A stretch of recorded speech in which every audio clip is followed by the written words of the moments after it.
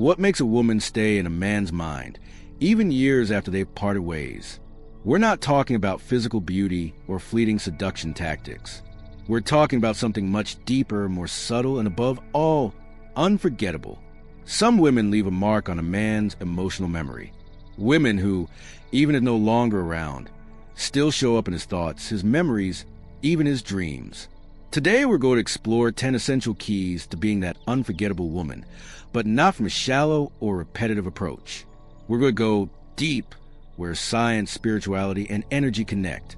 Because let's be honest, we've all known someone unforgettable. It could have been a friend, a teacher, a partner, or even a stranger who left a mark just by her presence. That woman who seemed to radiate something special without trying to please.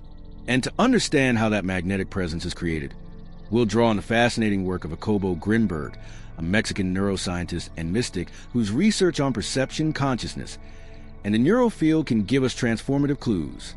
Grinberg claimed our reality is an energetic and perceptual construction. That means we can transform how we inhabit the world and how others perceive us. So, if this kind of content interests you and you want to become a woman with a magnetic presence, subscribe to the channel and hit the bell. What's coming will transform the way you see relationships. Get ready, because you're about to discover the power of being unforgettable from the most authentic part of yourself. To truly understand the keys that make a woman unforgettable, we must go beyond conventional advice and dive into a much deeper vision of what presence, connection, and personal energy mean.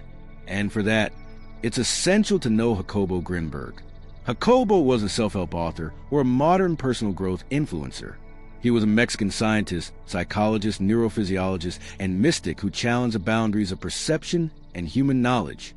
He was born in 1946 and from a young age showed a deep interest in the mind, which led him to study psychology at UNAM and later neurophysiology in New York. But what set him apart from other scientists was his ability to merge rigorous science with the world of spirituality and mysticism, without falling into charlatanism or fanaticism. Grinberg developed a revolutionary approach he called the synergic theory, in which he proposed that all human beings share a common neural field, an energetic fabric connecting individual consciousness to a kind of collective consciousness. For him, reality isn't something that simply exists out there, but a perceptual construction generated by the interaction between our brain and that shared field. What we perceive of the world, people, objects, even emotions, is an interpretation of an energy matrix we co-create with others. This means our relationships aren't just emotional or physical, but deeply energetic. Applying this vision to the world of relationships, and more specifically, to the phenomenon of the unforgettable, opens up a whole new dimension. An unforgettable woman isn't just defined by what she does or says, but by the energetic frequency she emits, by the coherence between her inner world and her way of being in the world. This coherence generates a resonance in the neural field of those around her. Grinberg explained that when two people are in mutual energetic presence, their fields intertwine, and if one person's vibration is particularly coherent, harmonious, and powerful, it leaves a deep perceptual imprint on the other. Thus, a woman with a clean, stable, and conscious energetic field has the power to transform the perceptual experience of those around her. In that sense, the unforgettable is not an attribute, it's an experience that is recorded beyond a rational mind, in the subtle layers of perception. And that's precisely what Grinberg researched throughout his life. He wasn't satisfied with traditional psychology. He studied shamanism, meditation practices, indigenous rituals, expanded states of consciousness, and how all these phenomena affect our perceptual field.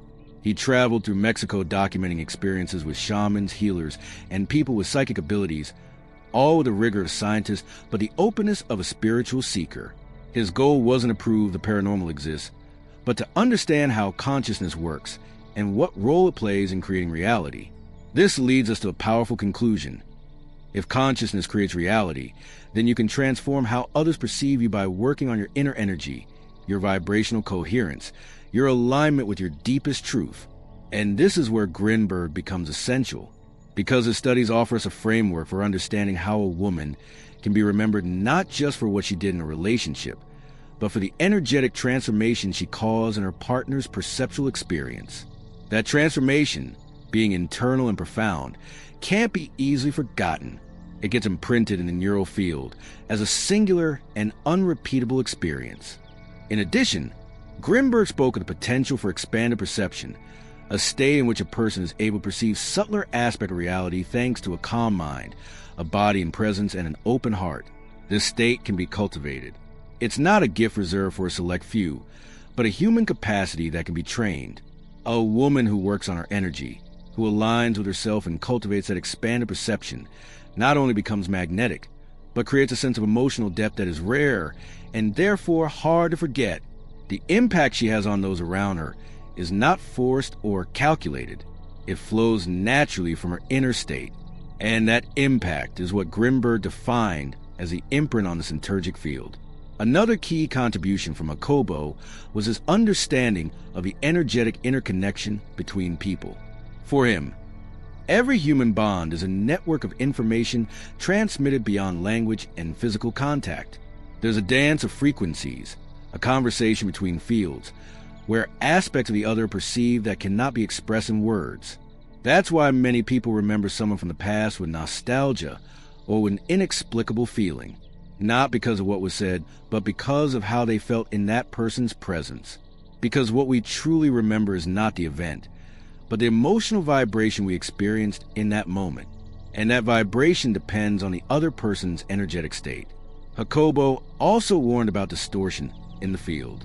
When someone lives in incoherence with contradictory thoughts, repressed emotions, or disconnected from their center, their energy field becomes chaotic, which creates confusion or even rejection in others, even if on the surface they try to be likable. On the other hand, a person with clean, centered energy, even if they don't say much or seek attention, can generate a presence that fills a space. This idea is vital to understand. You don't need to shout your worth to the world or force your place in someone's life. It's enough to be coherent, present, and aligned for your mere presence to leave a deep and lasting impression. Grinberg also spoke of perceptual silence, a state of consciousness in which the mind shuts down momentarily and the field of perception expands. In that state, one can feel more clearly, read between the lines, sense intentions and vibrations. Women who can dwell in silence without discomfort, who don't need to fill every space with words, who can hold eye contact or simply be, without anxiety, activate the state in those around them, and that, according to Grinberg, can alter the other person's state of consciousness, spark introspection, open emotional spaces. It is in those moments that the experience of the unforgettable is born, in what is not said, in what is transmitted from the deepest part of the being. Now, why does all this matter in a video about how to be an unforgettable woman? Because we're used to thinking about the impact we make from the outside, how we dress, what we say, how we move, but that only touches the surface. What's truly transformative happens at another level, the level of the field of energy of perception. And that is Jacobo Grinberg's most powerful legacy. He taught us that we can all learn to modulate our energy, refine our awareness, and become generators of memorable experiences simply by how we inhabit the present. Connecting with Grinberg's vision isn't just a way to have deeper relationships. It's a way to live with more authenticity, more connection, more meaning. An unforgettable woman is not the one who impresses everyone, but the one who transforms those who meet her, who leaves behind an echo, a vibration, a whisper in another's consciousness. And that isn't achieved by pretending or repeating self-help phrases or copying behavior patterns. It's achieved by cultivating an intimate relationship with yourself, cleansing your emotions, observing your thoughts, and living with presence. In summary, Jacobo Grinberg offers us a map to understand how our perception works and how we can use it to create genuine impact. He reminds us that we are more than body and mind. We are field, vibration, consciousness. And on that level, the unforgettable is born. With this clear foundation, we can now move on to the 10 keys that will transform your energy and leave an indelible imprint. Let's begin. The first key, which actually supports all the others, is aligned inner energy. When people talk about energy, many imagine something mystical or esoteric. But from Grinberg's perspective, energy is not an abstraction. It is a real, though subtle, manifestation of the interaction between mental, emotional, and physical states. Inner energy is a result of how our thoughts, emotions, and body are organized. And when those three levels are aligned, what is projected outward is a clear, stable, and powerful presence. That coherence creates what Grinberg called a distortion-free neural field, a perceptual pattern that others pick up even if they can't explain it in words. Many people don't achieve that alignment because they live fragmented. They think one thing, feel another, and act in a completely different way. That inner dissonance creates noise in their energy field, which is perceived as insecurity, anxiety, or inconsistency. In contrast, a person whose mind, emotion, and body are synchronized generates a sense of certainty, calm, and magnetism. That is the foundation of aligned internal energy, living from integration, not from contradiction. It's not about being perfect, but about being coherent, having your thoughts in tune with your feelings, and both reflected in your actions. This kind of coherence isn't something you achieve overnight. It's a process of constant self-observation, radical honesty, and emotional cleansing. An unforgettable woman is not one who never gets angry, never doubts, or never falls, but one who is able to inhabit all those emotions without disconnecting from her center. Her energy doesn't depend on what's happening outside, but on how clearly she listens to herself. And that clarity has a transformative effect on others. Imagine, for instance, someone who enters a room without needing to attract attention, yet whose mere presence causes others to turn and look, not because of striking looks or shocking words, but because they radiate a calm and confidence that creates a sort of perceptual silence. That energy comes from within and cannot be faked. It's the result of an inner field without noise, without conflict, without a need for external validation. That person has aligned internal energy. And the most powerful thing is that this alignment is not only perceived, it affects others' perception, as if their presence momentarily reorganizes a perception of the environment. Jacobo Grinberg explained that the human neural field is modulable, meaning it can be altered or tuned to interaction with other fields. When someone enters a state of coherence, their field generates a wave that affects nearby fields. Just like a tuning fork can make another vibrate by resonance, an aligned person can induce greater clarity in those around them. That's what makes them unforgettable. It's not just that they were pleasant or interesting, but that during the time shared, the other person felt something different, clearer, more present, more real. And that gets recorded in the emotional memory with an intensity that time cannot erase. But how is this aligned energy cultivated? The first step is becoming aware of your internal state. Many people live disconnected from themselves, functioning on autopilot, repeating emotional patterns they don't understand, and making decisions from fear or the need for approval. Aligning internal energy begins with pausing, observing, and cleansing. Observe recurring thoughts and question whether they serve your well-being or just repeat outside voices. Observe the emotions that arise in certain situations and ask what message they carry. Observe the body, how it breathes, how it moves, how it reacts. This level of awareness isn't just psychological, it's energetic, because every thought and every emotion leaves a mark on the field, a kind of vibration that either contributes to or disrupts the overall harmony. Grinberg spoke of perceptual training as a way to refine awareness, not as a forced concentration technique, but as a lucid openness to the present moment. Aligning energy also means living with presence, not from anticipation or nostalgia.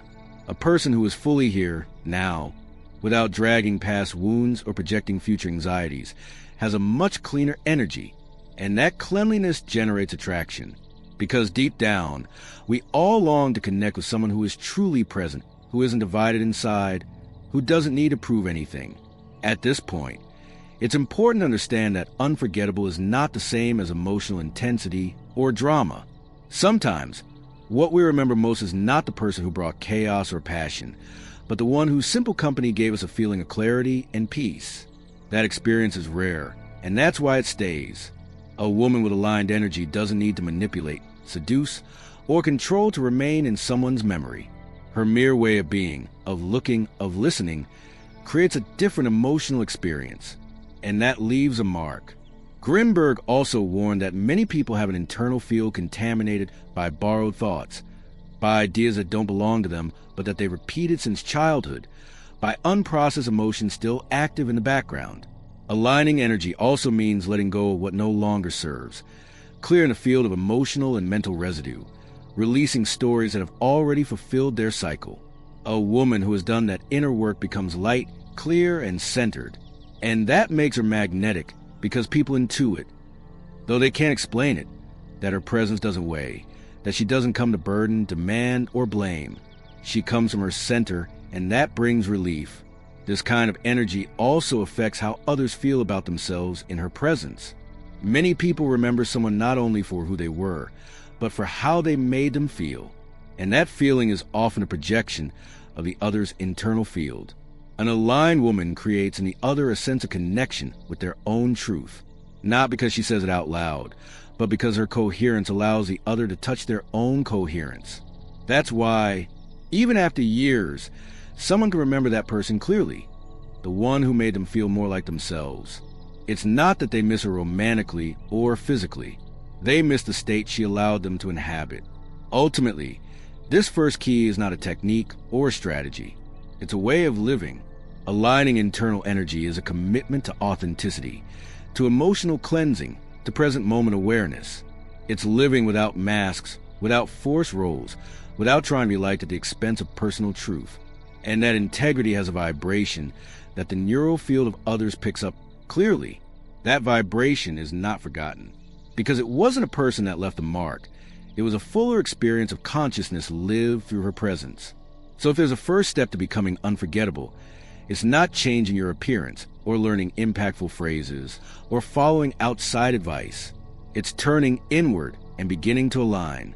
Aligning thoughts, emotions, and actions. Aligning intentions with words. Aligning desire with truth. Aligning what you seek outside with what you cultivate inside.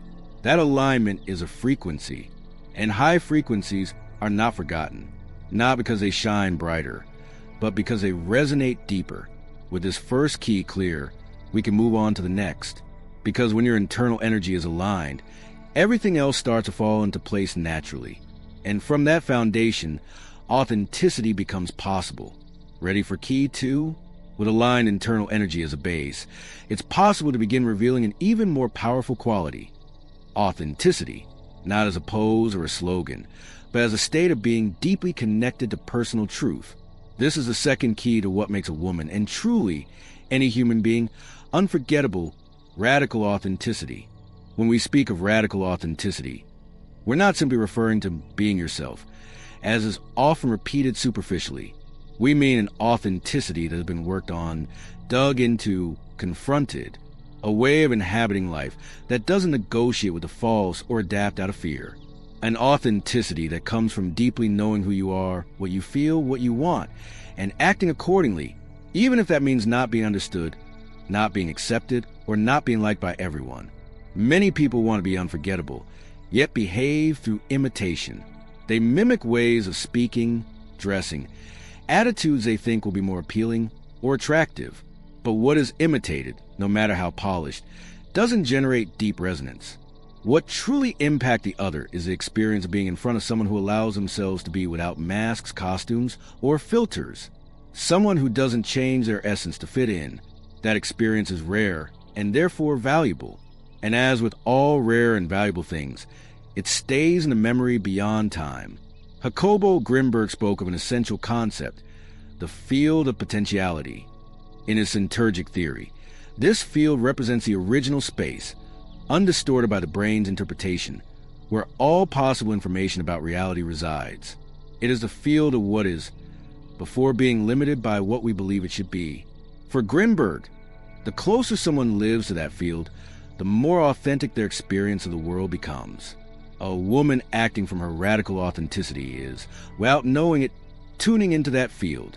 She's not living from what should be, but from what is in that moment with total honesty. That honesty has a very particular vibration. It's felt, it's contagious, and it's remembered. Authenticity is often confused with spontaneity or lack of inhibition. But it's not about saying everything you think or showing yourself without filters all the time. It's about coherence with inner truth. Sometimes that means staying silent when something doesn't resonate. Other times, it means taking a firm stance, even if it's unpopular. Sometimes it means admitting you don't know, that you're afraid, that you're still in process. Radical authenticity doesn't have a fixed form. It has a frequency, and it's that frequency that impacts, that generates trust, that opens space for real connection. In a world where so many people act from a mold, the woman who shows herself as she truly is becomes perceptual anomaly, someone who doesn't seem to belong to the game of appearances. And that disarms, because the other person feels, even if they can't explain it, that they're in front of someone who's not playing, who doesn't need to act a role, who simply is. That presence invites others to lower their defenses, to let go of their own masks too. And in that space, the connection becomes deep, honest, and transformative. That connection is never forgotten. However, reaching this radical authenticity is not simple. It first requires facing all the layers that have been built over the truth. Often, from childhood, we learn to hide certain emotions, soften certain opinions, disguise certain ways of being to avoid rejection. Over time, those adaptations become habits, then identity. And that's where the deep work begins. Unlearning what was taught, what was imitated, what was conditioned, returning to the core, asking sincerely, who am I when I'm not trying to be liked? What do I choose when I'm not trying to please? What remains when I'm not playing a role? Grinberg pointed out that distortions in the field of perception arise when consciousness moves away from its center and identifies with external structures, social roles, others' expectations, cultural narratives. The farther we are from our center, the duller our perception becomes, the more limited our experience of the present, and the more fragile our presence before others. Radical authenticity means returning to the center, to the point of origin where consciousness is not fragmented, but unified. And from there, building a way of life that reflects that center faithfully. That construction, even if invisible to the eye, is perceptible on a vibrational level. It's what generates immediate trust, inexplicable attraction, and lasting memory.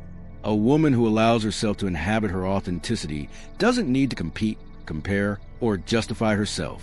She is a quiet strength, a clarity that doesn't come from having all the answers, but from having stopped lying to herself. That clarity is magnetic, not because she tries to seduce, but because she offers something few offer, reality.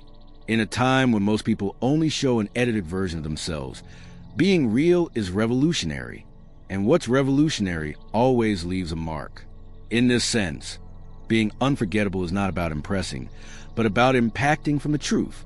Impacting not in the sense of shocking, but of touching something essential in the other. Many people remember most vividly not those who flattered or showered them with attention, but those who lovingly confronted them with their truth. Those who didn't change themselves to be accepted, but who showed up whole, even if that made others uncomfortable. That presence leaves a mark because it challenges the rules of relational games, because it offers an experience unlike any other. And this shows in very concrete ways. An authentic woman doesn't say what expected. She says what she truly thinks. Even if gently, she doesn't act from what she's supposed to do, but from real desire. She doesn't change herself to fit into a relationship, a job, or a group. And if she feels there's no room for her truth, she walks away, not out of arrogance, but because she can't betray herself. That firmness isn't harsh. It's loving. It's an expression of self-respect. And that respect is contagious, because someone who deeply respects herself teaches, without words, how to be respected. Grinberg explained that when someone comes into contact with a person who vibrates from authenticity, the neural field reacts differently. A space of greater perception opens, where subtler nuances are perceived, intuition is activated, and a deeper kind of connection awakens. That experience may last minutes or days, but it brings about a change, and it is that change that gets remembered. It's not so much what was said or done, but what was felt in the presence of someone who wasn't afraid to be themselves. Of course, radical authenticity also involves risks. Being authentic is exposing oneself. It means no longer protecting oneself with masks. It means risking not being understood, but it's also the only path to real connection. Everything else is theater. Relationships between characters, bond between fictional identities. Only through authenticity can one generate a connection that touches the soul. And when that happens, it's never forgotten, because something was lived that resembles nothing else. The path to authenticity also requires time alone, moments of silence to discern between what comes from the outside and what arises from the center. It requires patience, because authenticity often won't be immediate or obvious. Layers will need to be peeled back. Fear, guilt, shame will have to be faced. But each layer that falls away reveals more light, and that light is what makes the impact. An unforgettable woman is not one who shines from the outside, but one who has cleared her interior so thoroughly that her light becomes inevitable. And that light isn't fabricated. It is the natural result of no longer pretending. That is the power of radical authenticity. It doesn't compete, it doesn't defend, it doesn't justify. It simply stands, being, and in that act of being, it transforms the other's perception. It shows what is possible. It reminds them of who they could be if they, too, let go of their masks. So this second key is not an optional accessory. It's a turning point. Radical authenticity doesn't just make you unforgettable to others. It makes you unforgettable to yourself, because you live a life you recognize as your own, a life you can inhabit without contradiction, and that, as Grinberg would say, tunes into the field of the real, into the field of undistorted consciousness, into the space where truth, at last, has a place. Now that we've explored the importance of radical authenticity, we are ready to move into a more subtle but no less powerful dimension: conscious silence. This third key may seem contradictory in a world saturated with noise, with discourse, with constant activity. We live in a time where visibility, articulation, and performance are valued, and yet what often leaves the deepest impression is not what is said, but what is transmitted in silence. A silence that is not emptiness or passivity, but full presence. Conscious silence is not absence, it is wholeness. It is being so fully present that there is no need to fill the space with words to create impact. Jacobo Grinberg dedicated much of his work to studying expanded states of consciousness and how perception shifts when mental noise is reduced. In his research with meditators, shamans, and people experiencing altered states of consciousness, he observed that internal silence was a constant. That silence wasn't just stillness, it was a perceptual opening. When the mind stops interfering with judgments, memories, or projections, what remains is direct perception of the present. And that direct perception carries a vibration that communicates without language. That is why conscious silence holds power. A woman who embodies conscious silence is not necessarily quiet, but she knows when to speak and when not to. She knows how to hold a moment without rushing, without tension. She knows how to look without invading, to listen without interrupting, to be without needing to control. Her silence is not evasive, it is holding. Her mere presence creates a space where others can let their guard down. And that is not forgotten, because it is rare. Because most social interactions are filled with anxiety, need, and hidden expectations. Conscious silence cuts through that noise. It creates a field in which the real can emerge. From Grinberg's perspective, conscious silence relates to the ability to tune into the unified field of consciousness, a state where the separation between subject and object, between observer and observed, dissolves. In that state, perception becomes inclusive, holistic, and that generates a very different perceptual experience, more sensitive, deeper, more intuitive. A person who has cultivated that inner state projects a calm that alters the perception of the environment. Beside them, everything seems slower, clearer, more truthful. But holding that silence is not easy, because to reach it, one must first go through the inner noise. One must face the need to fill gaps, to please, to control the impression one gives. One must resist the urge to justify every pause, to explain every emotion, to fill every silence with words that often serve only to avoid feeling. That is why conscious silence is also an act of courage. It means trusting that who you are in that moment is enough, that it doesn't need embellishment, that there is nothing to prove.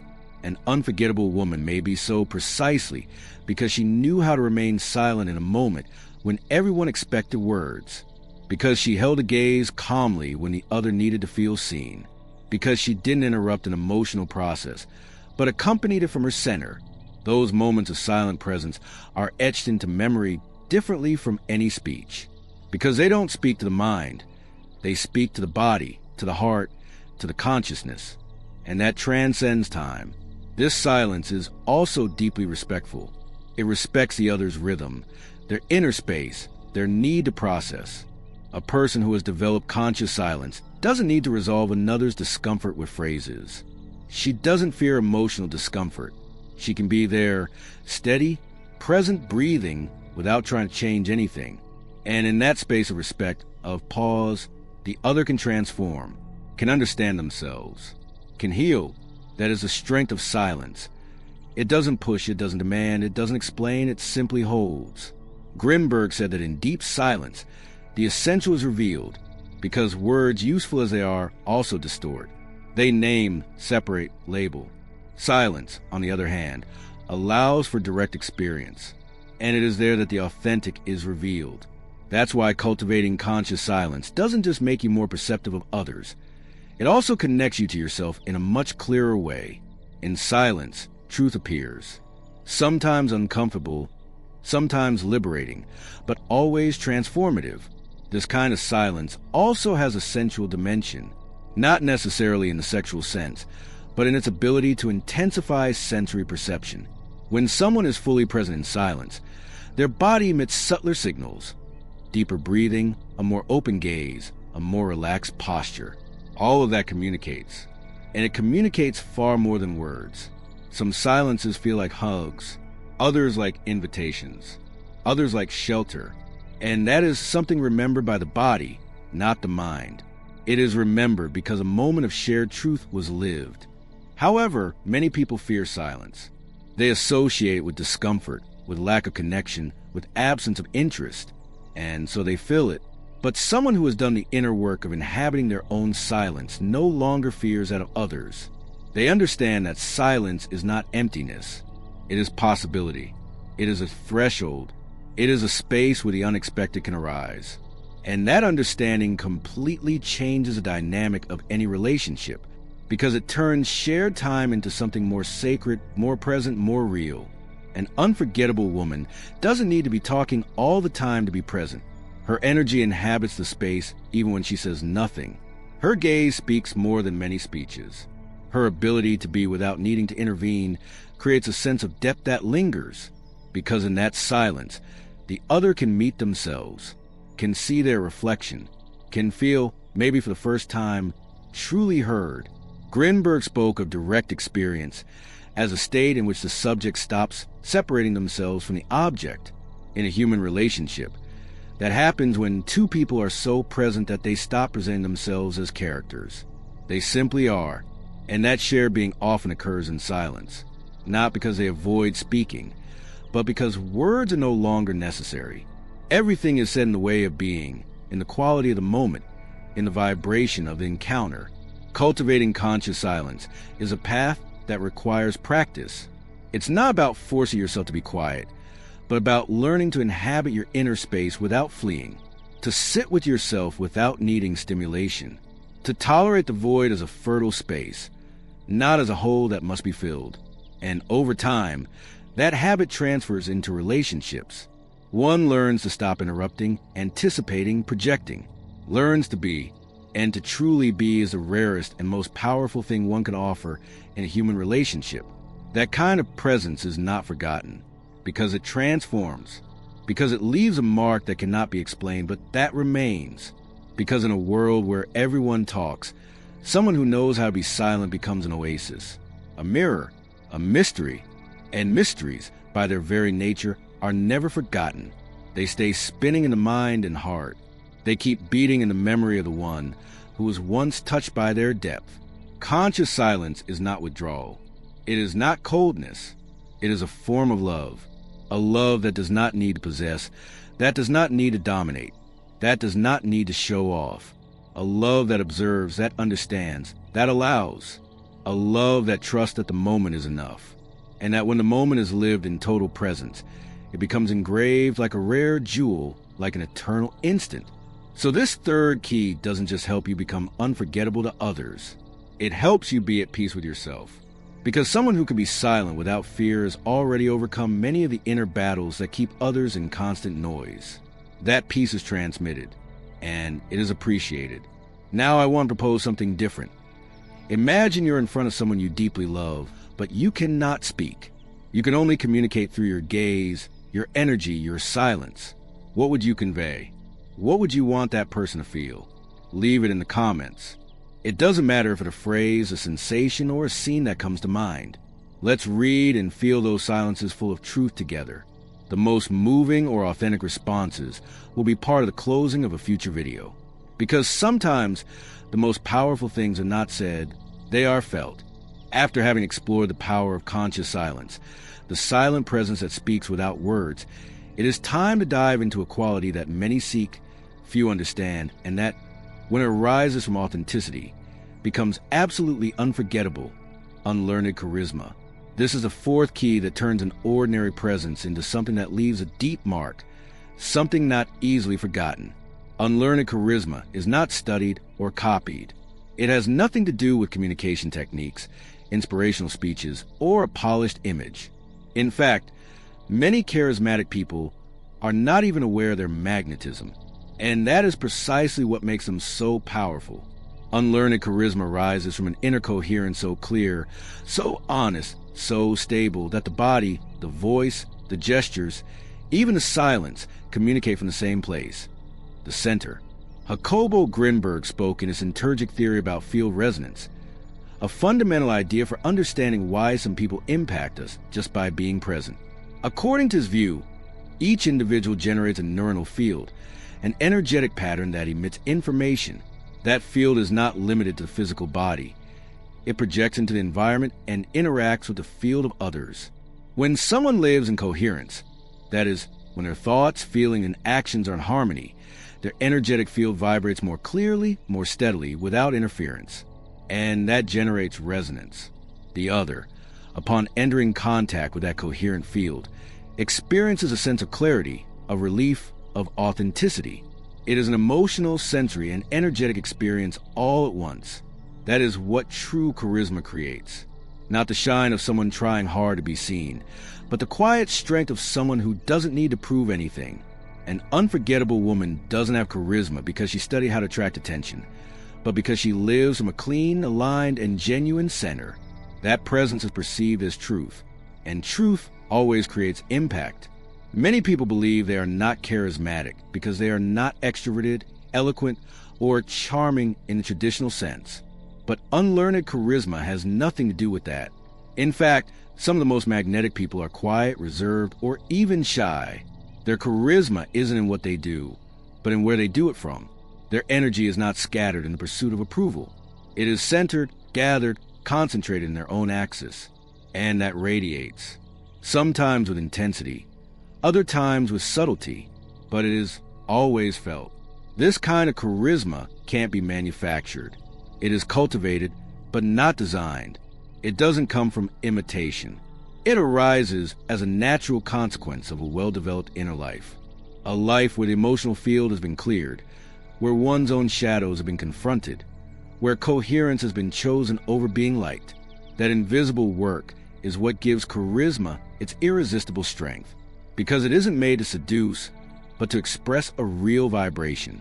Grinberg believed that in expanded states of consciousness, people can perceive others' frequencies more clearly. This is not mystical or metaphorical. It is neurological. When we are relaxed, open, and present, the nervous system enters a receptive state. And in that state, we pick up more subtle information, small gestures, tones of voice, meaningful silences. We also perceive the other's overall energy, if they're tense, at peace, pretending, or truly present.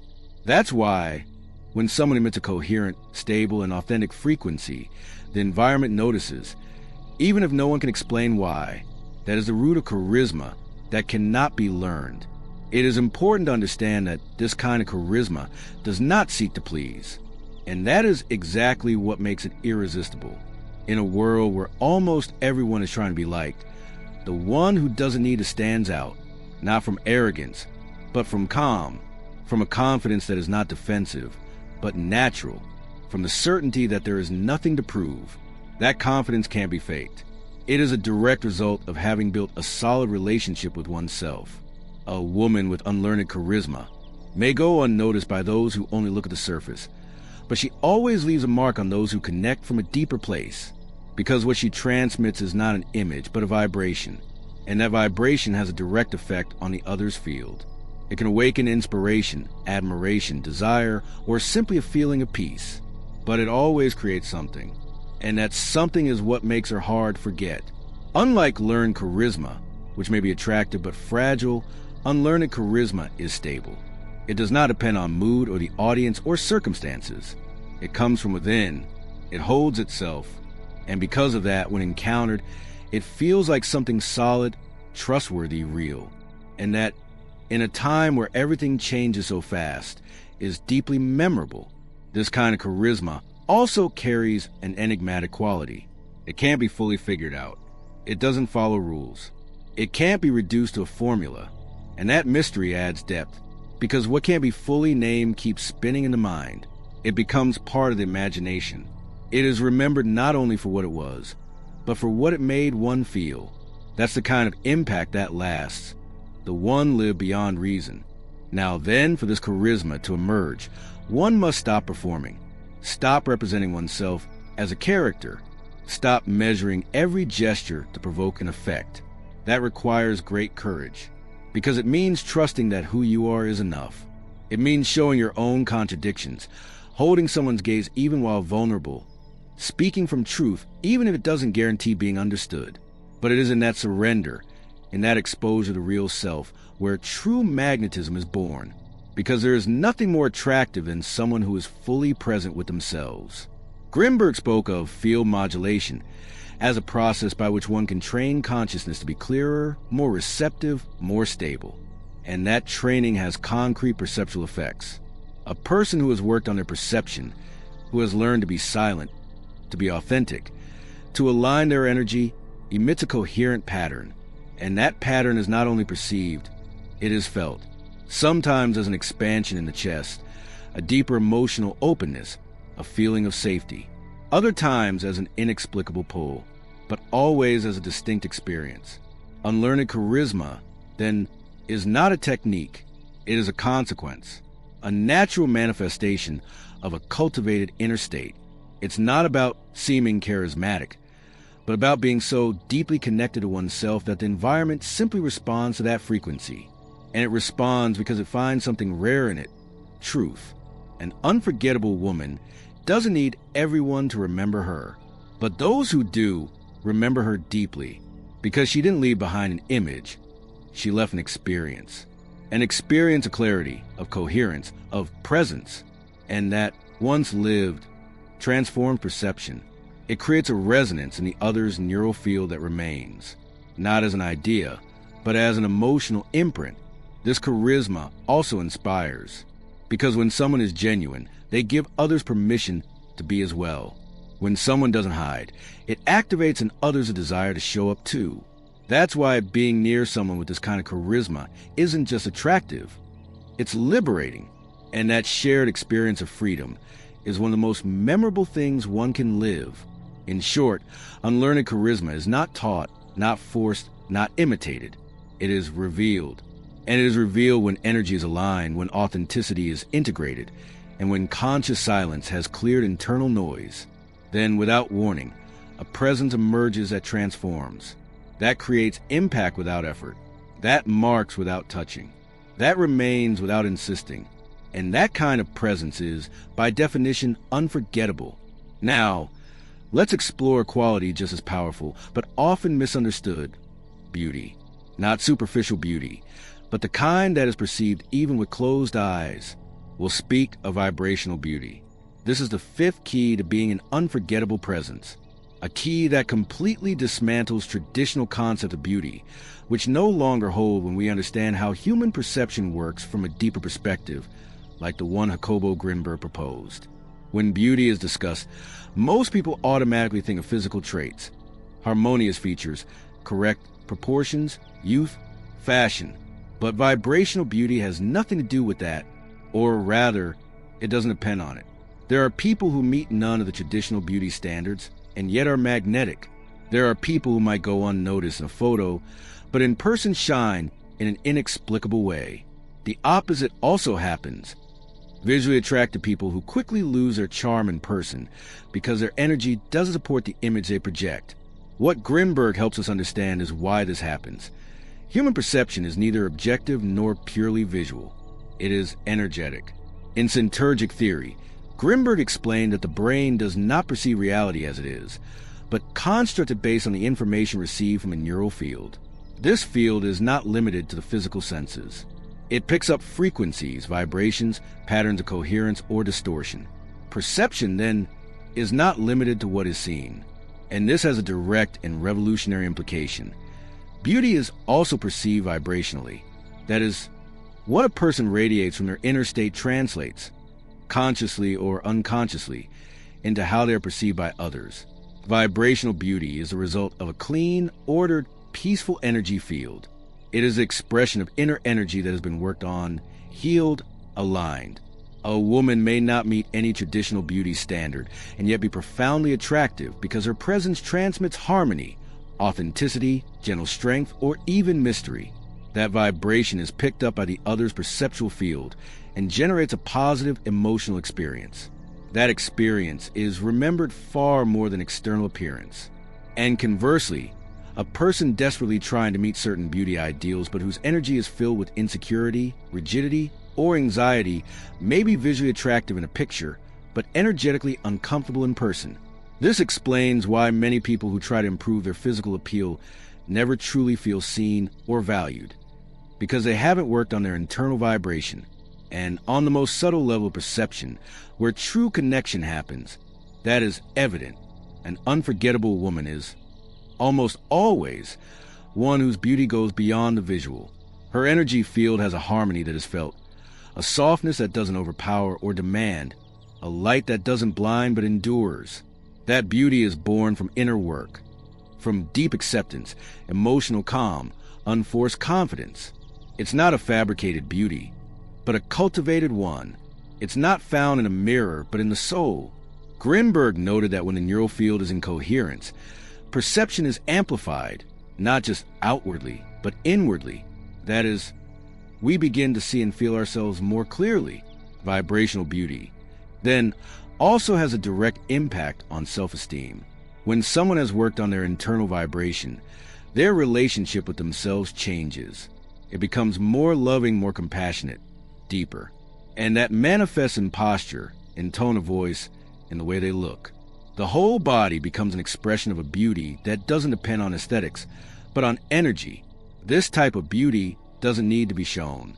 It doesn't seek validation.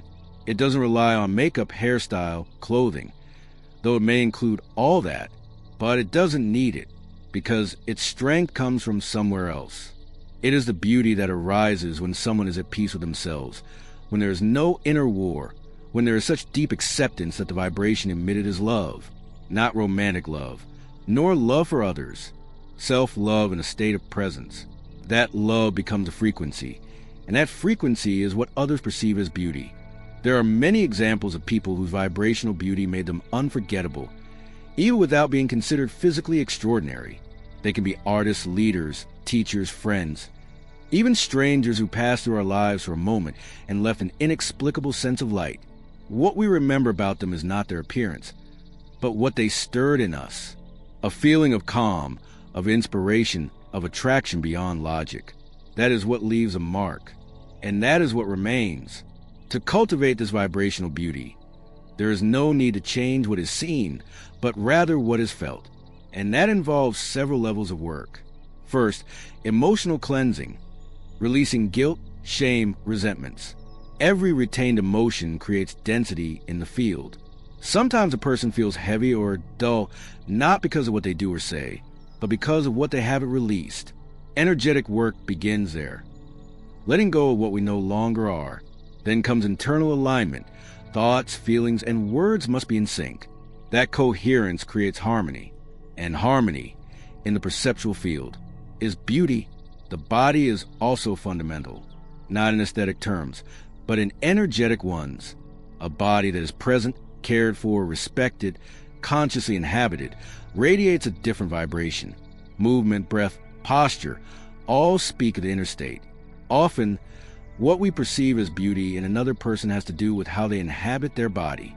It's not about weight, size, or features, but about the relationship that person has with their own body. A body inhabited with love becomes a channel of vibrational beauty. Grinberg claimed that every person is a constant emitter and receiver of information, and that this information does not always pass through the conscious mind. Most of our perceptions occur on subtle levels. Intuition, sensations, spontaneous emotions. That's why, even if someone is not visually perfect, they can be profoundly beautiful if their vibration generates a pleasant internal experience in the other. That experience is true beauty, and that beauty is what is remembered, because it was felt with the soul. This approach completely changes how we relate to image. It frees us from a mandate of perfection. It brings us back to inner power, because ultimately, vibrational beauty cannot be bought or surgically created. It is cultivated. It is developed in silence. It is built day by day through small decisions. How we speak to ourselves, how we care for ourselves, how we support ourselves when we fall. All of that shapes our vibration. And our vibration shapes our presence. And our presence is what others feel. An unforgettable woman is not unforgettable because everyone finds her beautiful. She is unforgettable because, even without people realizing it, something in her made them feel more alive, more aware, more inspired, more at peace. That experience has no shape or name, but it stays in emotional memory, and it is remembered with a mix of admiration and mystery. It is not magazine cover beauty. It is the kind of beauty that is felt when someone is aligned with their own truth. So, this fifth key is not an invitation to change your body. It is an invitation to recognize your energy as your most powerful calling card. An invitation to care for yourself, but from awareness, not demand. To treat yourself with tenderness, not judgment. To turn your inner life into a space of harmony. Because that harmony will be seen, felt, and remembered as beauty. Your age, your story, or your circumstances do not matter. Vibrational beauty is available to all, but requires presence, attention, and love. With this deeper understanding, we can now move toward a quality that, when combined with the others, becomes one of the most transformative abilities that exist: the capacity for presence. This is the sixth key, and probably one of the hardest to cultivate in a world that constantly pushes us to be anywhere but here and now, because being truly present is much more than being physically there. It is being energetically available, emotionally connected, mentally focused, and spiritually open. Real presence cannot be faked, nor can it be replaced. And when someone experiences it, they remember it forever. Most people live disconnected from the present moment. They are physically in one place, but their mind is elsewhere. They are listening, but also planning what to say next. They are sharing with someone, but thinking about what happened before or what might happen after. This way of inhabiting time fragments energy, scatters attention, and weakens the vibrational field. From a Jacobo Grinberg perspective, this implies a loss of perceptual capacity, because a neural field, that space of consciousness that allows perception of reality, can only fully function when awareness is centered in the present. Perception, then, is distorted by fragmentation, and that distortion prevents real connection. That's why a truly present person is increasingly rare, and precisely for that reason, they are unforgettable, because they create an experience so different, so powerful, and so healing that it leaves a mark. A woman who knows how to inhabit the present carries an energy that sustains, calms, and transforms. She doesn't need to say much or make grand gestures.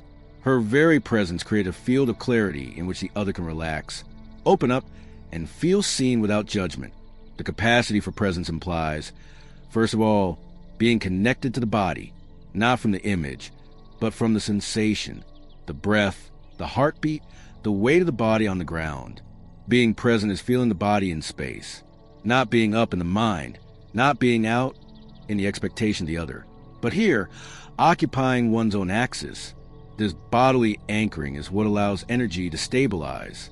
And when the energy stabilizes, the field becomes more receptive, more perceptive, more aware. Grinberg explained it as an activation of expanded consciousness, a state in which the present becomes sharper, wider, deeper. But it also implies emotional presence. being with someone and not just hearing what they say, but feeling what they feel, not from analysis or reaction, but from real empathy. Being with another without distraction, without haste, without judgment. This is extremely rare, and therefore so powerful. We all remember that person who made us feel completely heard, who was really there when we spoke, who didn't interrupt, didn't correct, didn't try to be right, who simply inhabited us with full attention. That experience is transformative because it touches a very deep human need to be truly seen. This capacity for presence also implies a calm mind, a mind that is not trapped in the past nor anticipating the future, a mind that is not constantly giving opinions or judging or interpreting, simply observing, receiving, allowing. This type of mental presence is trained. It is not achieved by accident. It requires practice, patience, consistency. But when it is achieved, the vibrational field changes. It becomes more subtle, clearer, more available. And that is perceived, sometimes not in words, but in gestures, in the gaze, in the way someone holds a conversation, or simply a silence. Grinberg spoke of interconnected fields of consciousness. When two people are truly present, their fields synchronize. There's a kind of energetic dance that is not seen, but felt in that state. A quality of connection is generated that transcends the verbal. It is a shared being that produces well-being, trust, openness. A woman who has developed this capacity for presence can transform a superficial interaction into a moment of truth. She can create a space where the other feels more human, more whole, more real. And that experience is not forgotten. An absent person, on the other hand, even if they say beautiful things or seem interesting, leaves no trace. Because what truly stays with us is not what was said, but how the moment was lived. And if that person's energy was divided, disconnected, or elsewhere, the experience was fragile, incomplete, blurry. Absence is perceived, even if disguised with social gestures. And presence is also perceived, even without saying a word. The capacity for a presence also has a spiritual component. It is the willingness to surrender to the moment completely, without wanting to change it, rush it, or control it. It is trusting that this instant holds what is necessary, that there is nothing more important than what is happening here and now. That surrender is deeply magnetic, because many people live with a constant sense of lack, as if what is happening is never enough.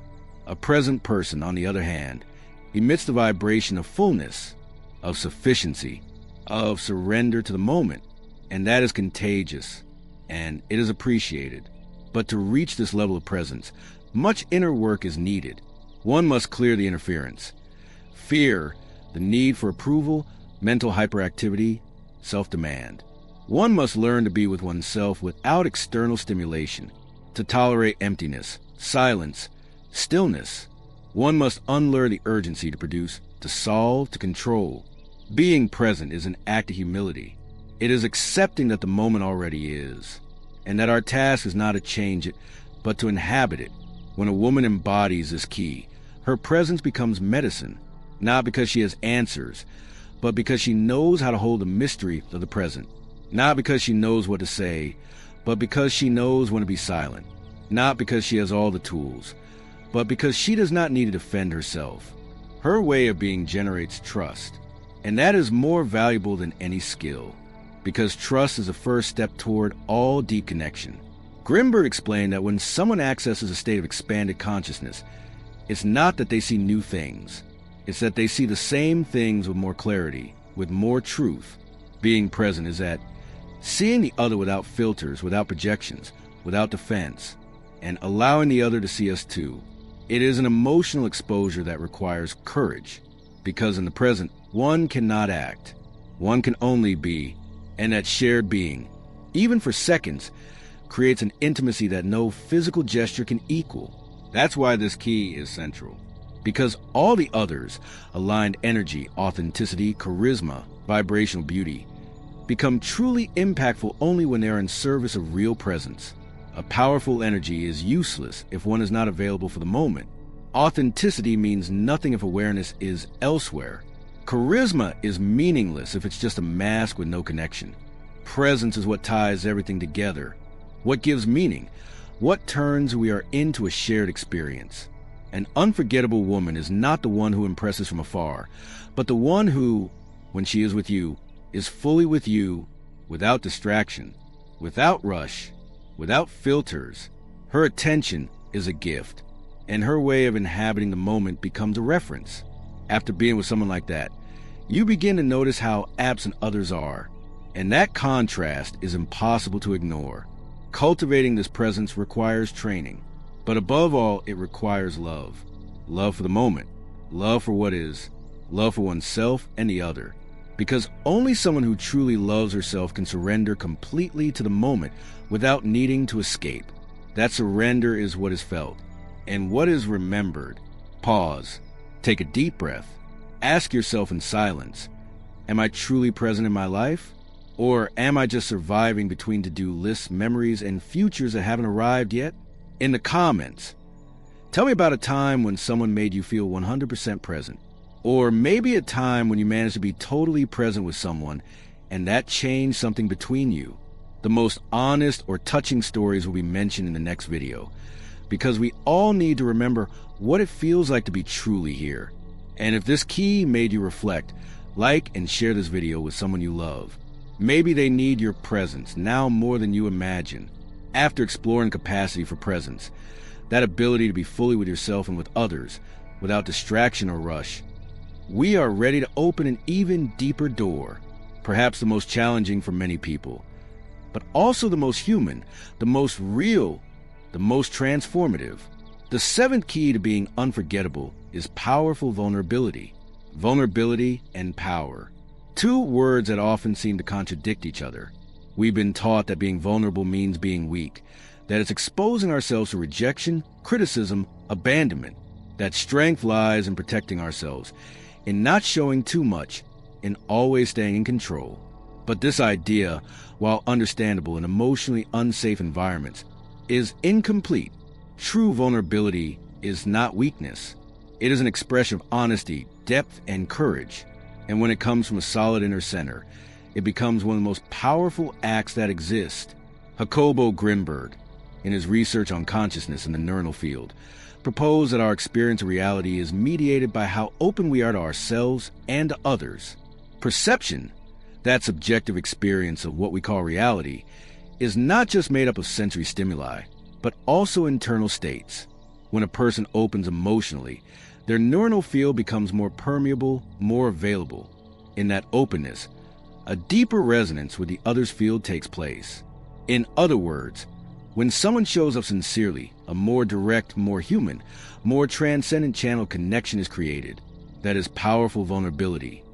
The ability to open the soul without losing oneself, to show up real without losing dignity. An unforgettable woman is not one who never doubts, never suffers, always has the answers. She is one who has learned to hold her humanity with grace, who can cry without shame, who can say, I don't know, without falling apart, who can say, this hurts, without manipulating. That way of showing up is not a weakness. It is a transformative strength, because it reveals the most essential human truth, the desire to be seen, accepted, held just as we are. In relationships, this kind of presence is deeply powerful, because while most people hide behind masks of self-sufficiency or indifference, someone who truly shows up with their wounds, desires, fears, and light creates a connection that touches very deep parts of the other. When someone witnesses that kind of undramatized openness, they see themselves reflected. They, too, allow their armor to fall. And in that moment, real intimacy is born. But it's not about emotional overwhelm or turning every conversation into a confession. Powerful vulnerability means knowing when to open up, how, and with whom, not as a strategy to be liked or to gain pity, but as an act of truth. A woman who has worked on her inner field knows when it is time to share what she feels. And she does so without fear of judgment, because she is not looking for approval. She is simply living her truth. Grinberg spoke of the field modulated by emotion, meaning how emotions affect the vibrational pattern of the neuronal field. Repressed emotions create distortions, interruptions in perception. In contrast, emotions that are acknowledged, processed, and consciously expressed cleanse a field. They refine it, They make it more transparent. That's why a person who has made peace with their emotions, who is not ashamed of feeling, but also doesn't get swept away, has a more stable and clearer energetic field. And that clarity is perceived as magnetism, serenity, inner beauty. In the case of vulnerability, this is even more evident. When someone expresses what they feel from a place of responsibility, without blaming, without playing the victim, without dramatizing, they generate a vibration of trust. The other feels they can also show themselves, that they won't be rejected for not having everything under control. And that sense of emotional freedom is deeply transformative. It makes us feel human, and it connects us soul to soul. A woman who embodies powerful vulnerability can say, "This affects me, but I'm here. I don't have all the answers, but I'm listening to you. I'm afraid, but I want to try." That way of being does not imply fragility, but being alive. It means not hiding what one feels, but also not giving into it unconsciously. It's the difference between being transparent and being chaotic, between opening up for maturity and overflowing from a wound. Often, what we most remember about someone is not when they were strong, but when they allowed themselves to be vulnerable with us, when they showed us something they wouldn't show just anyone, when they let their guard down and allowed themselves to be seen. That trust leaves a mark, because it's not easy to give nor to receive. In a world where most protect themselves, that surrender becomes a sacred act, an act that leaves a trace. However, reaching that point requires a deep process of self-awareness.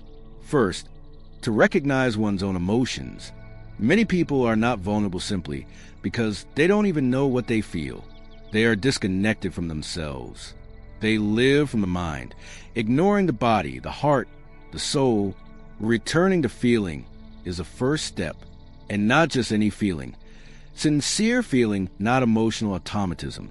Not, "I have to be happy," or "I can't show weakness," but "this is what's really happening to me now." Then comes the work with judgment, with that inner voice that says, "If you show this, you'll be rejected. If you cry, you'll lose respect. If you say you're afraid, you'll seem weak." Those voices are not real. They are social, familial, cultural constructs. To live ourselves from powerful vulnerability, we have to dismantle them little by little. We have to prove to ourselves in real life that showing the soul does not mean losing value. It is many times the path to gaining it. And finally, we must learn to set boundaries. Because vulnerability is not exposing yourself to everyone all the time. It's choosing with whom, when, and how much.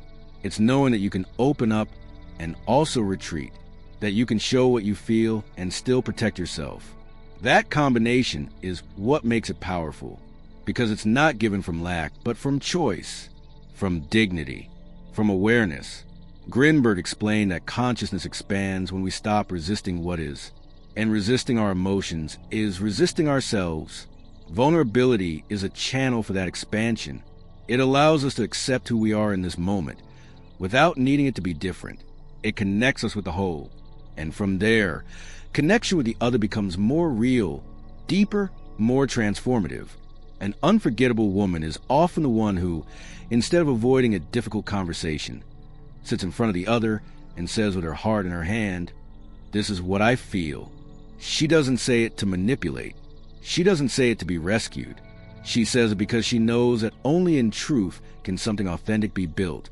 That emotional strength is unforgettable because it transforms the way the other person relates to themselves.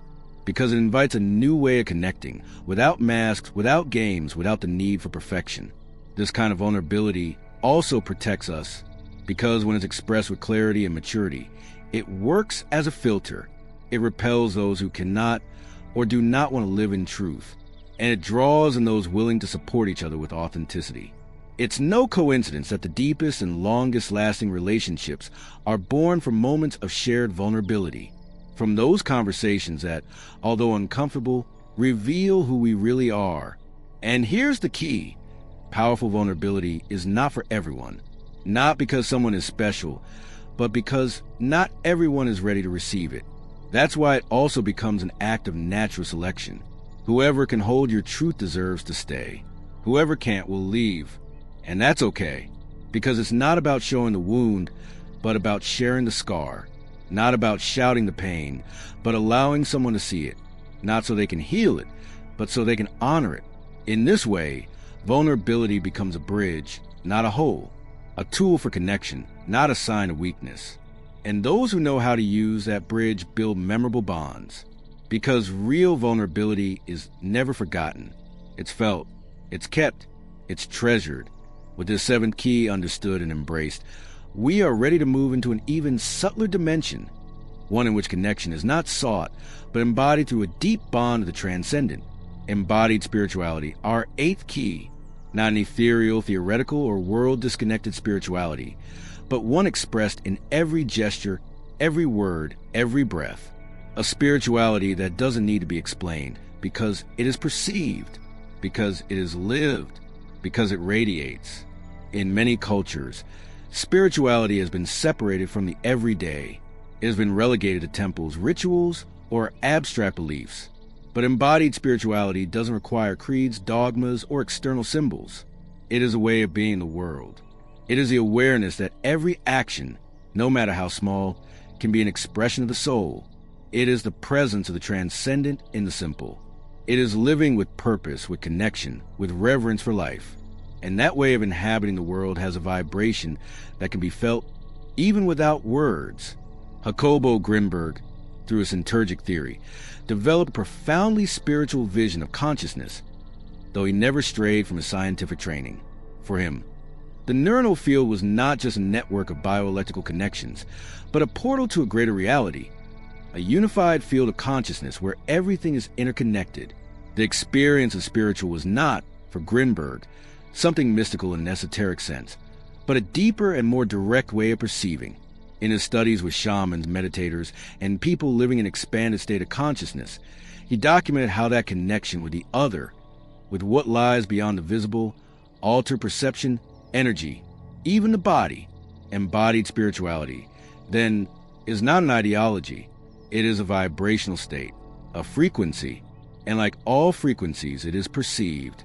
A person who has integrated this dimension of life transmits something different, not because they repeat elevated phrases or seem enlightened, but because their way of living expresses something greater. They have an aura of coherence, a deep calm, a sense of purpose that isn't imposed but is felt in their presence. And that is not forgotten.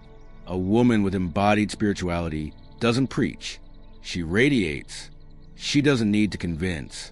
Her way of looking, moving, speaking, listening carries a depth that doesn't come from the intellect, but from the soul. And that depth creates a different kind of attraction. It's not carnal. It's not emotional. It's spiritual.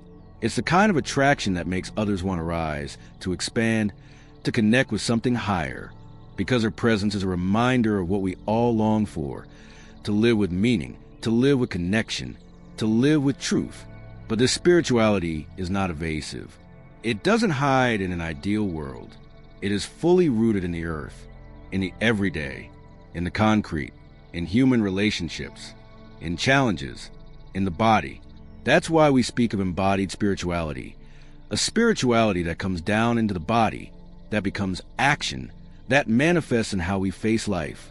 Because it is not enough to meditate, pray, or study sacred texts. If that doesn't translate into how we treat others, how we treat ourselves, how we face pain or uncertainty, then it hasn't been embodied.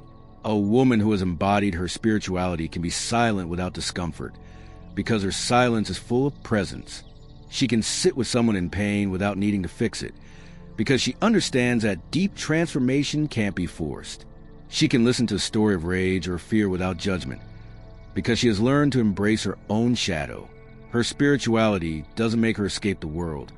It makes her more available to it. She doesn't hide from reality. She inhabits it with awareness.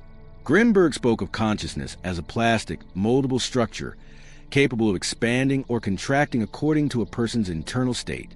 When a person lives on autopilot, reactively or purely mentally, their neuronal field contracts. They perceive less, repeat more, react instead of create. But when a person cultivates a relationship with the transcendent, understood as that which goes beyond the individual self, their field expands. And that expansion allows for new ways of perceiving, of understanding, of connecting. That's where wisdom is born, not as an accumulation of knowledge, but as perceptual depth, as lucid presence. A woman with embodied spirituality doesn't need answers for everything.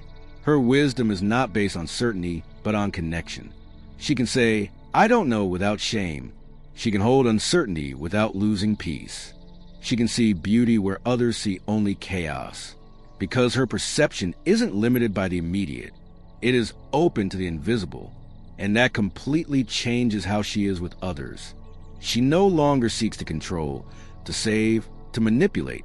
She simply accompanies, holds, radiates. This type of spirituality is also expressed in the details, in the way tea is served, in the way a plant is cared for, in the tone used to say good morning, in how the other's silence is respected, in how the eyes are met. It's not grandiose. It doesn't need stages or titles. It is humble. It is gentle. It is steady. And that's why it transforms. Because what impacts the most is not what's shown once with intensity, but what is sustained with coherence every day. It also implies a deep connection with the body. Embodied spirituality does not deny the physical. It honors it. It inhabits it. It listens to it. The body becomes a temple, a vehicle, an instrument, not from aesthetic perfection, but from awareness. A woman who inhabits her embodied spirituality does not seek to hide her body or objectify it. She inhabits it with respect, with gratitude, with love, and that is perceived because there is an immense difference between someone who uses their body to get something and someone who expresses their soul through the body. That difference is vibrational, and it is felt. The spirituality is also reflected in how conflicts are faced. A spiritually embodied person does not avoid problems, but walks through them with different energy, not from reaction, but from awareness. They may get angry, cry, doubt, but they do not get lost, because their center is not in external validation, nor in the ego, nor in control. It is in something deeper, in something that cannot be named, but that is recognized when seen. In love, this type of presence is especially powerful, because one does not love from need, nor from emptiness, nor from fear of loneliness. One loves from freedom, from deep respect for the other as a whole being, not as a projection object. Embodied spirituality allows loving without possessing, accompanying without controlling, caring without invading. And that kind of love is unforgettable, because it is not a conditional love. It is a conscious love. It is a bond that asks nothing to exist, but transforms everything with its mere presence. A woman like that may disappear from someone's life, and yet her memory remains like a light, not because of what she did, but because of what she was, because her energy was infused with something more, something that goes beyond the personal, beyond the limited, beyond the temporary.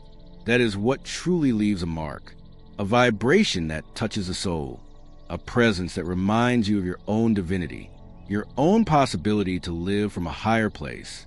Embodied spirituality also heals, not because it cures illnesses, but because it reorders the field. Through her presence, the one who inhabits it helps others connect with their own truth, with their own axis, with their own capacity for transformation. She does not present herself as a savior. She presents herself as a witness, as a mirror, as a channel. And in that humility lies her greatness.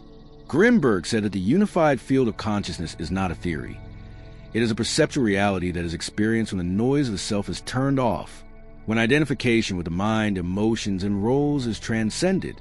Embodied spirituality is precisely that, living with the ego in service of the soul, using the mind without being used by it, feeling without getting trapped, acting from connection. That way of living is not perfect, but it is real, and that is what makes it unforgettable. Thus, this 8 key reminds us that what truly impacts is not what we do, but from where we do it. That a gaze can transform more than 1,000 words if it is full of awareness. That a daily gesture can be sacred if done with presence. That the deepest beauty is not seen, it is felt. And that the soul, when expressed without filters through an embodied body, leaves a mark impossible to erase. What does it mean to you to live spiritually without leaving the real world?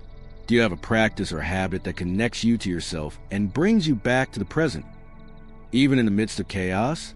Share it in the comments. It can be a simple routine, a phrase, a daily gesture, a story you can't forget. Your experience may be exactly what someone else needs to read today. Let's create a thread of collective wisdom. And if you ever felt that someone radiated something more, without being able to explain it, tell us how you perceived it. I'm reading every message with attention. After exploring embodied spirituality, that way of living with feet on the ground and soul in presence, we are ready to enter one of the most challenging and transformative keys of all, non-possessive love.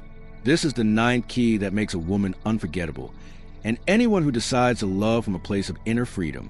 Because if there is something that deeply marks those who experience it, it is being loved without being controlled, without being conditioned, without being reduced.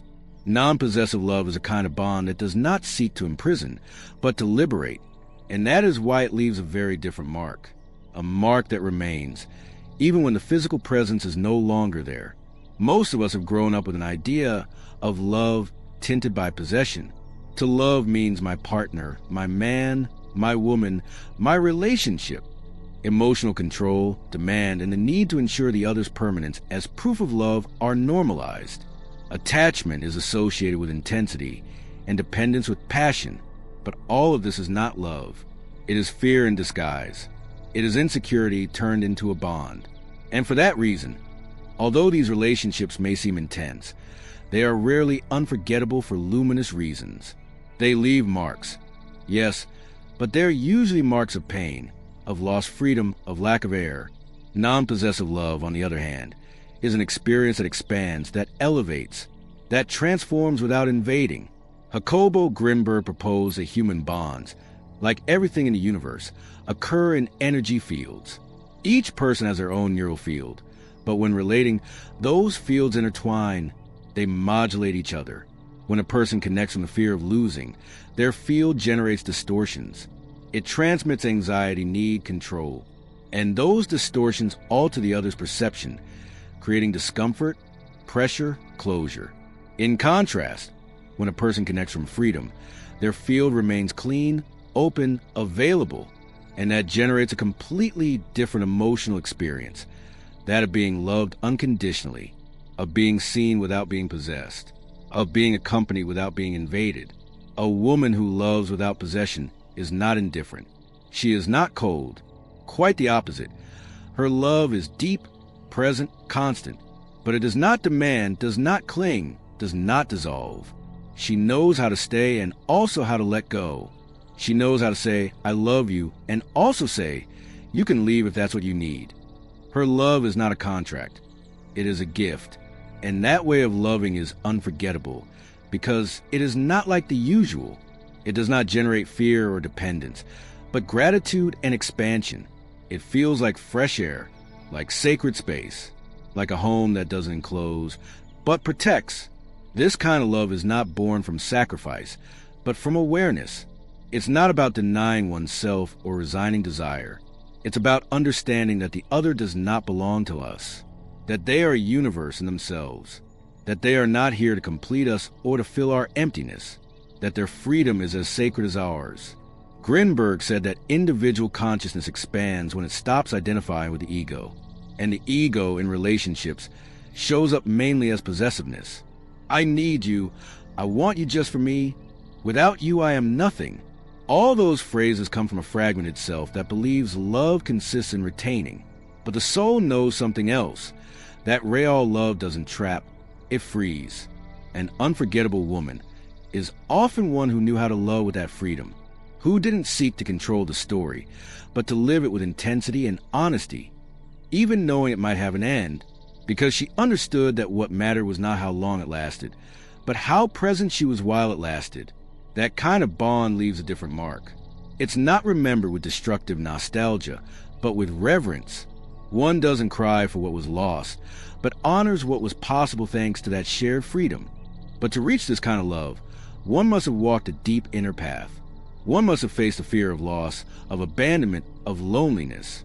One must look directly at one's need for control and understood it without judgment, because only when attachment becomes conscious can it be transformed.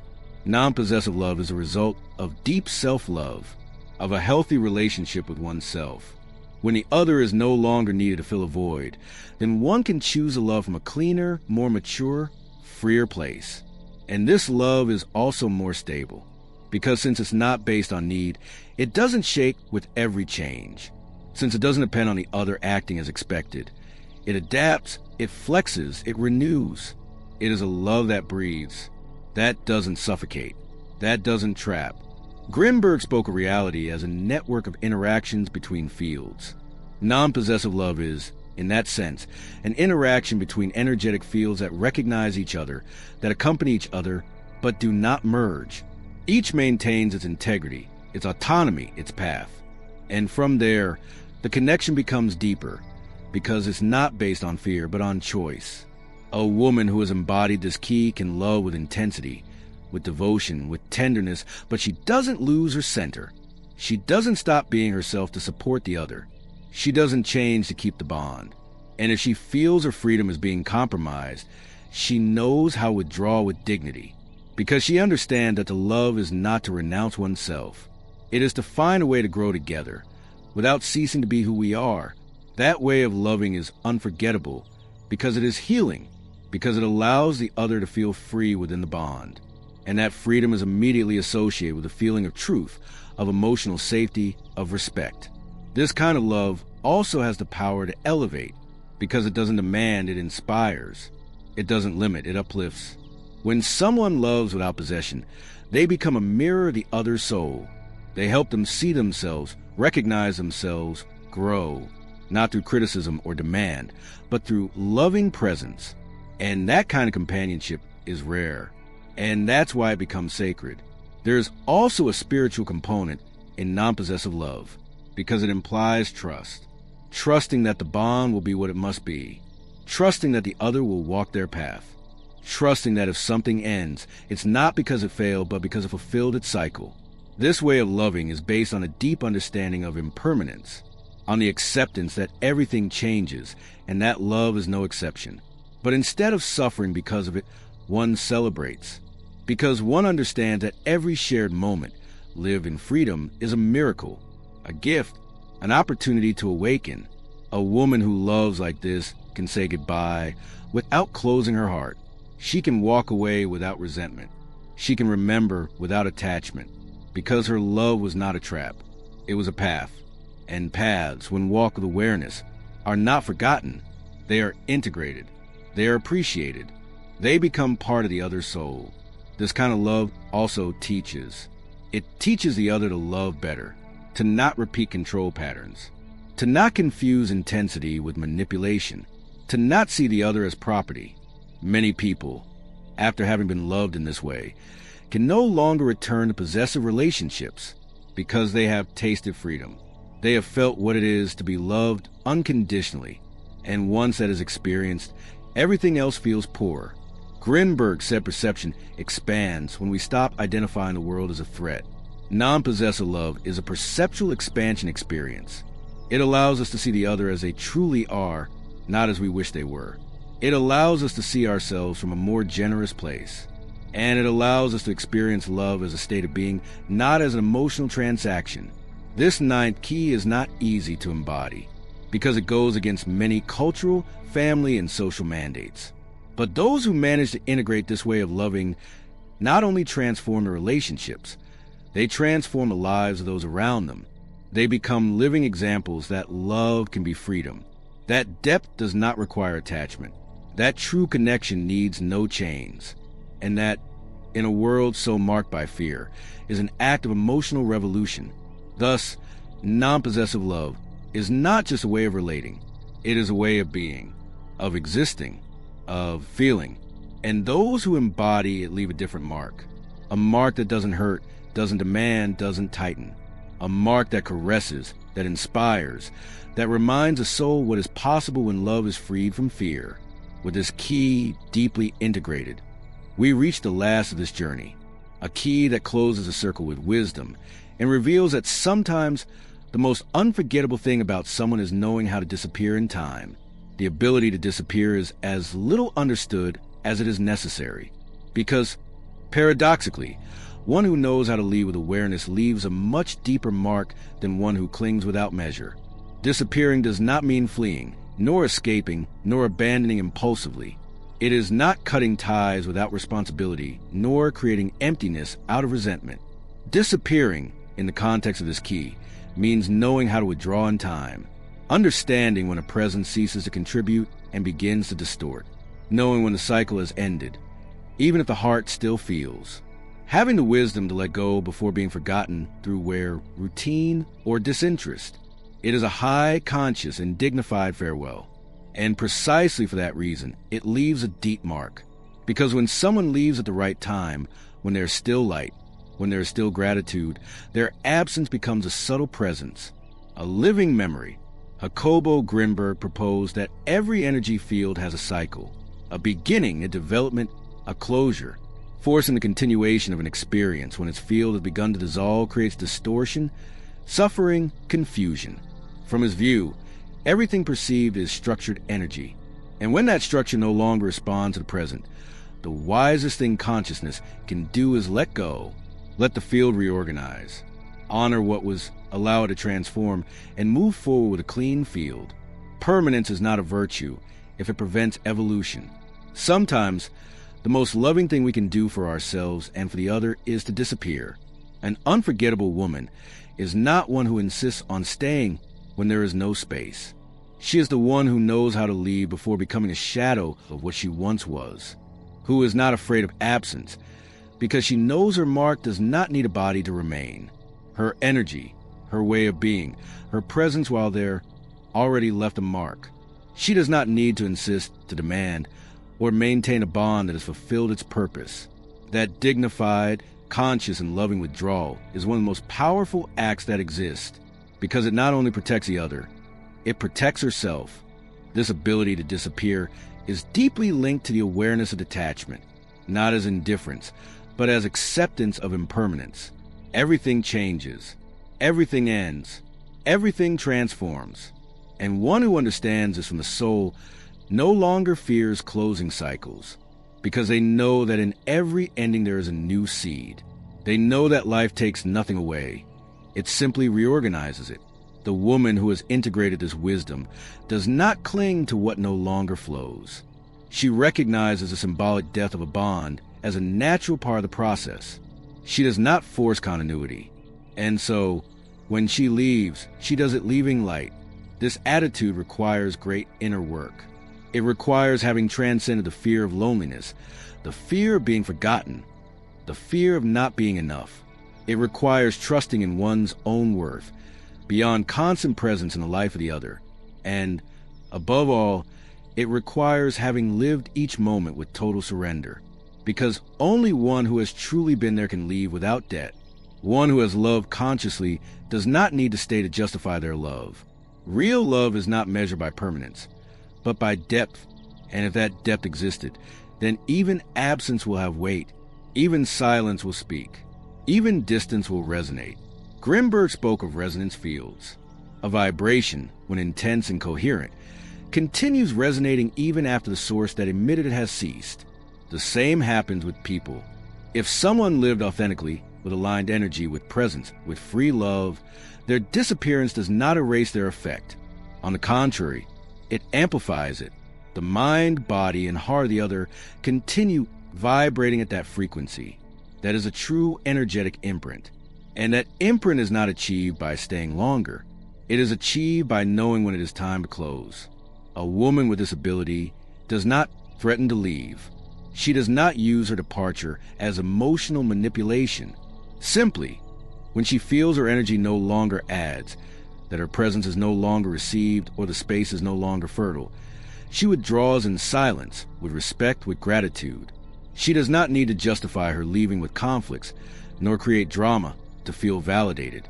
Her decision is born from the center, not the ego. And that is why, instead of leaving emptiness, she leaves space. A space that the other may fill with what was learned, with what was lived, with what kept resonating. There is also beauty in this disappearance, because it reveals the integrity of the soul, because it shows that love does not always imply permanence, that sometimes the purest love is the one that knows how to say, "This is as far as we go," that recognizes limits, not from resignation, but from self-love. The woman who knows how to disappear in time teaches something invaluable, that one does not need to stay to be, that one does not need to insist to leave a mark, that one does not need to possess to have loved. This does not mean that departure is always definitive. Sometimes, disappearing is simply creating space, respecting processes, letting the other breathe, reconnect with themselves, or letting oneself do so. And if destiny wills it, the paths will cross again, but no longer from need, but from evolution, from a new state of awareness, from a reconfigured field. Because true bonds are not based on constant presence, but on lasting resonance. This key also teaches not to fear being forgotten, because one who has lived consciously, who has loved with freedom, who has truly been present, cannot be forgotten. Their energy remains in objects, in memories, in the other's decisions. Their voice still appears in key moments. Their way of seeing life continues influencing, not like a ghost that won't let go, but like a seed that germinates. Disappearance, when conscious, does not erase, it transforms. Grinberg said expanded consciousness allows us to understand we are not only this body, this mind, this story, that there's a deeper level where everything remains connected. From there, physical disappearance is not loss, it is movement, it is transition, it is part of the flow. And one who lives in that awareness can leave without fear, because they know their essential being, their authentic vibration, has already touched the other, has already left their message, has already planted their presence. This ability also implies renouncing the ego that wants to remain at all costs, that needs recognition, that wants to be remembered, that fears being replaced. The woman who has made peace with her inner worth does not need the other to remember her, to feel validated. She already knows who she is. She already knows what she gave. She already knows what the experience was worth. And that is why she can leave in peace, can walk without looking back, not from coldness, but from wholeness. When someone has known how to disappear like this, their memory does not weigh, it does not hurt, it does not drag. On the contrary, it becomes inspiration, a reference, a point of light. Because she did not leave in pieces, she left whole. She did not leave wounds, she left lessons. She did not end with resentment, she ended with gratitude. And that, in a world where so many stay beyond what's needed, is deeply memorable. Of course, this key should not be used as an excuse to avoid commitment. It's not about withdrawing at the first discomfort. It's about knowing when there is no longer truth in presence, when the energy no longer flows, when the soul needs another space to continue growing. It's about recognizing that true love, true respect, are sometimes expressed in the act of letting go, of allowing, of disappearing, not out of selfishness, but out of wisdom. With this 10th key, the circle is complete, because one who has learned to align their energy, to live with authenticity, to inhabit silence, to radiate charisma, to vibrate in beauty, to be present, to be vulnerable, to embody the spiritual, and to love without possession, inevitably discovers that sometimes the greatest act of love is knowing how to say goodbye. And that goodbye does not erase what was lived. It consecrates it. It honors it. It transforms it into something that keeps existing beyond physical presence. An unforgettable woman is not only the one who enters someone's life with force. She is the one who knows how to leave with awareness, leaving behind not a void, but vibration that remains. A vibration the other will feel at key moments on their path, and that will always remind them of what is possible when someone loves, lives, and disappears from the soul. And so, we reach the end of this journey. 10 keys that are not magic formulas nor emotional shortcuts, but paths to a way of being the world that transforms, that leaves a mark, that becomes unforgettable not because it tries to be, but because it radiates. And if there's an invisible thread uniting each of these keys, it is the thought of Jacobo Grinberg, not only as a scientist, but as a visionary, As someone who understood that reality is not found, it is built from consciousness, from perception, from the energy we project. For Grinberg, what we are is not what we say nor what we do superficially. What we are is emitted, felt, transmitted like a frequency. And that's why what makes a woman unforgettable, or any human being, is not something you can fake.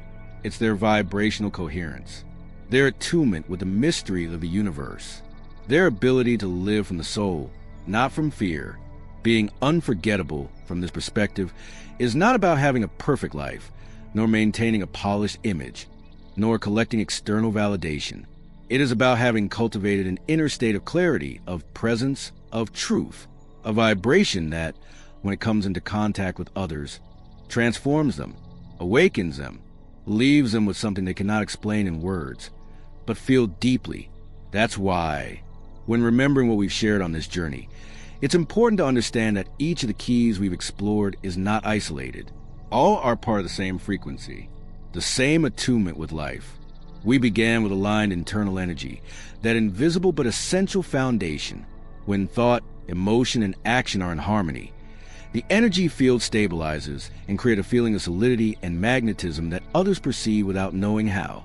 Then, we explored radical authenticity, that courage to not change oneself to please others, to show up truthfully, even if that means not fitting in everywhere. Conscious silence came next, a presence without words that creates mystery, containment, and emotional depth that stays in memory. Then came unlearned charisma, that radiance born from inner coherence, not from the effort to impress, a frequency perceived even when the person doesn't speak. Yet their energy fills the space with calm power. We then reach vibrational beauty, not based on physical traits, but on the harmony of the energy field, the beauty that flows from someone who is at peace with themselves and their path. Later, we address the power of presence, the ability to truly be with another, to inhabit the now without distraction, to see, listen, and feel from a whole place. Powerful vulnerability was our next stop, the ability to show up truthfully, to say, this is me, without drama, without defenses, without pretending. An emotional strength that needs no protection, because it is born from maturity. Then we explored embodied spirituality, that dimension that expresses itself in the everyday, that doesn't need altars because it lives in gestures, in the way of loving, in the way of holding space. Next, we opened to non-possessive love, the kind that doesn't need control or retain to feel worthy, the kind that accompanies without invading, that loves without imprisoning. And finally, we close with a capacity to disappear, that wisdom that knows when to end a cycle, when to retreat in peace, when to honor what was lived without needing to stay to be remembered, a disappearance that does not create emptiness, but expansion, that does not leave wounds, but legacy, because, in the end, this entire journey leads us to understand one essential truth. Being unforgettable is not the goal. It is a result of living with a unique energy. It is the natural effect of having done the inner work, of having cultivated awareness, of having dared to live from the deepest truth. And if you made it this far, it's no coincidence. There's something in you that resonates with this message. Maybe you don't see yourself in every key, but you know this is the path. You know that true presence is not built from the outside, but from within. And for that, thank you. Thank you for opening yourself to this journey. Thank you for allowing these words to meet your process. Thank you for listening not only with your mind, but also with your heart. What comes from here on depends on you, because now you know. Now you've seen what life can be when lived with purpose, with presence, with soul.